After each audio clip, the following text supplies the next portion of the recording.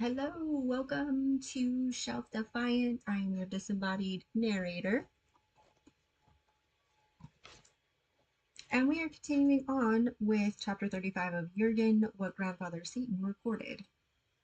And this is, of course, made available through Project Gutenberg. I am very grateful that they have put out, or rather, made public domain books widely available and trustworthy so we know which ones are legitimate public domain books that we can read freely.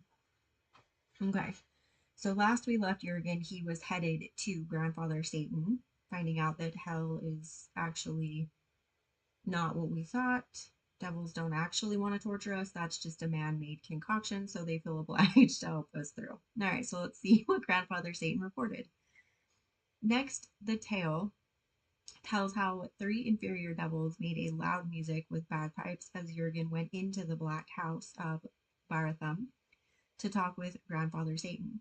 Satan was like a man of 60, or it might be 62, in all things save that he was covered with gray fur and had horns like those of a stag. He wore a breech clout of very dark gray, and he sat in a chair of black marble on a dais. His bushy tail, which was that of a squirrel, waved waved restlessly over his head as he looked at Jurgen without speaking and without turning his mind from an ancient thought. And his eyes were like light shining upon little pools of ink, for they had no whites to them. That would freak me out. What is the meaning of this insane country? says Jurgen, plunging at the heart of things. There is no sense in it and no fairness at all. Ah, replied Satan in his curious, hoarse voice. You may well say that. And it is what I was telling my wife only last night.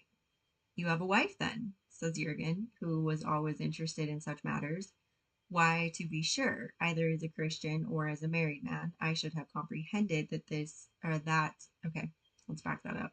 I should have comprehended this was Satan's due. And how do you get on with her? Pretty well, says Grandfather Satan, but she does not understand me. Et tu, brute, says Jurgen.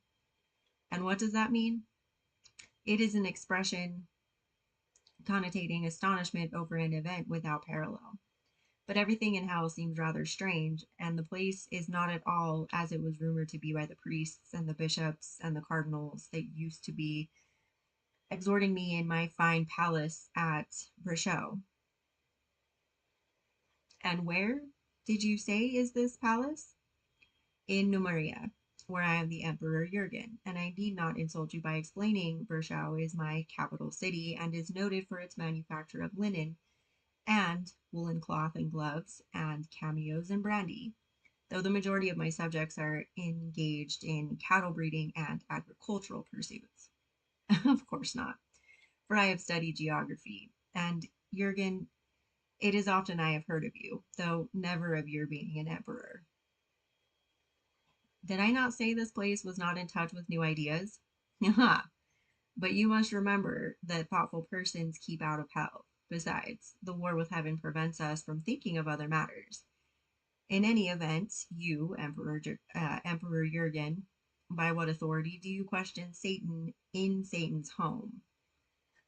Okay, well, I feel like it's weird that Satan's referring to themselves as, or in the third person. I mean, when you just, okay. I have heard that word which the ass spoke with the cat, replied Jurgen, for for he recollected upon a sudden that Merlin had shown him. Grandfather Satan nodded comprehendingly. All honor be to Set and Bast, and may their power increase. This, Emperor, is how my kingdom came about.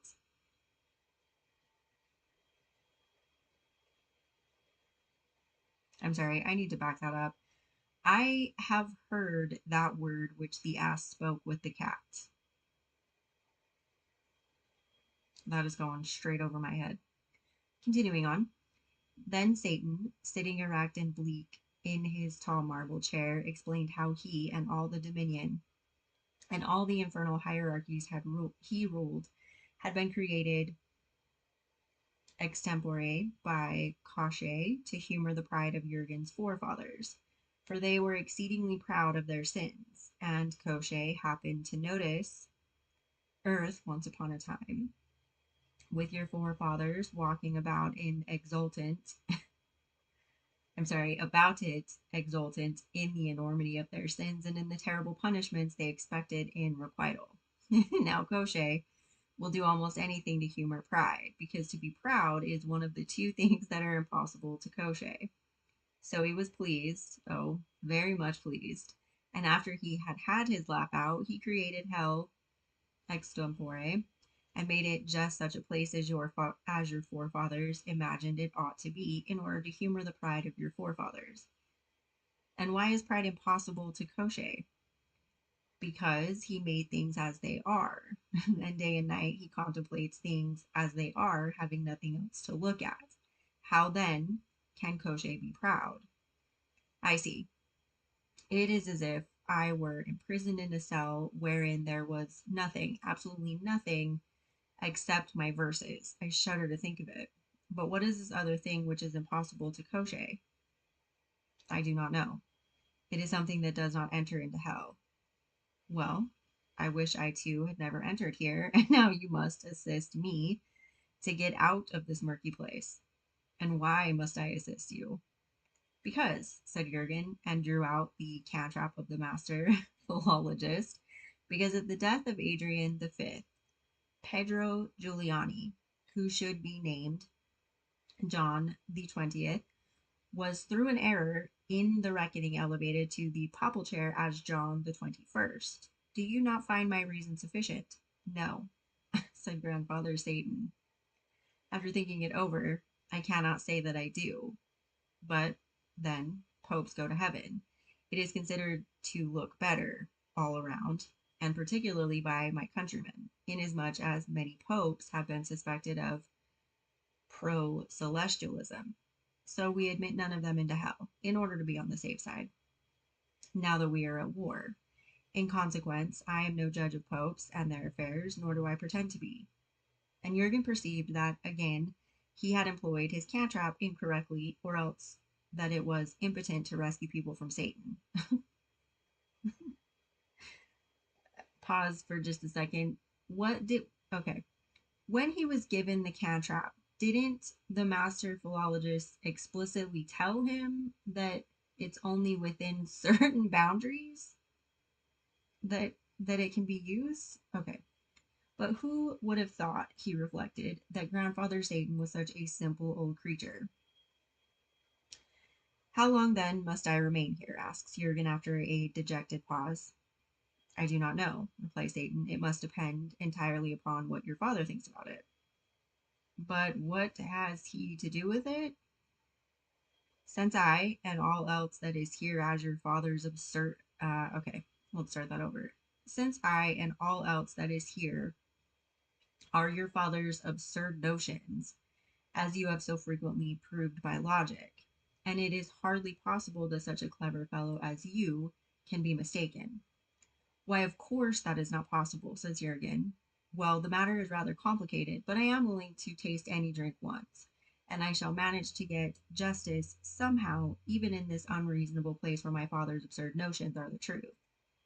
So Jurgen left the black house of Barathum, and Jurgen also left Grandfather Satan, erected bleak in his tall marble chair, and with his eyes gleaming in the dim light, as he sat there, restively swishing his soft bushy tail, and not ever turning his mind from an ancient thought. Oh, I hope we get to know what the ancient thought is. I'm curious, what's the ancient thought? How do I bring it all crashing down? Why am I so bored? How do I get out of here? I mean, what do gods even think about? What would be an ancient thought? I mean, because if gods theoretically started at the beginning of time or whatever, right? Wouldn't they? I mean, their questions would be so much more than I can even possibly fathom. What would be an ancient thought?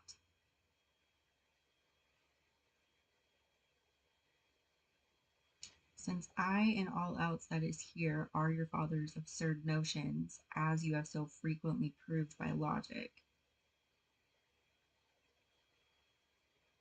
Okay, well, that's really going to bother me. Man, I was really hoping for more with Satan. I was hoping for a longer conversation. He does. Oh, that's the end of chapter 35, by the way. I forgot to say that.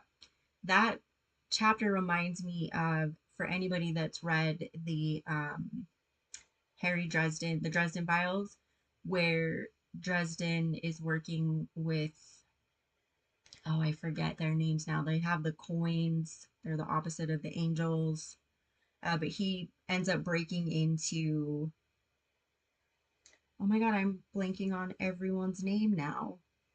Um, who was Satan to, or the underworld? Who was the underworld guy? Ugh, that's gonna bother me. Give me 1 second. I'm gonna look that up. Underworld god Hades. Duh. Yeah. So Dresden breaks into Hades's domain, and then Hades pulls him into his like office or inner sanctum, and they have a conversation. And Hades is pretty laid back, just like grandfather Satan seems to be. And that was a interesting correlation there. Yeah, Greek underworld. That's what it was. I was blanking on that as well. Okay, well, I guess I'm just done with English. Okay, well, that's it for today. Thank you for joining me. I hope you enjoyed this reading and see you next time.